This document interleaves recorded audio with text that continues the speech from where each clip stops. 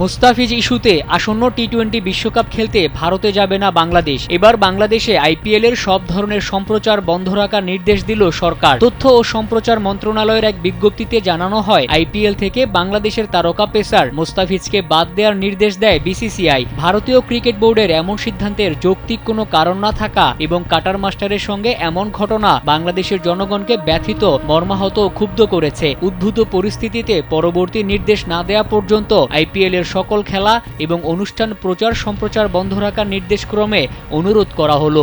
Tiger pacer মুস্তাফিজকে record 9 কোটি 20 লাখ রুপিতে দলে ভেড়ায় Kolkata night Riders. তবে ভারতের কট্টর হিন্দুত্ববাদী দলগুলোর আন্দোলনের ফলে আইপিএল থেকে মুস্তাফিজকে বাদ দিতে নির্দেশ দেয় বিসিসিআই। বোর্ডের সিদ্ধান্ত মেনে কলকাতা ও তাদের স্কোয়াড থেকে মুস্তাফিজকে ছেড়ে দেয়, যার ফলে দেশজুড়ে ভারতের প্রতি নিন্দার ঝড় ওঠে।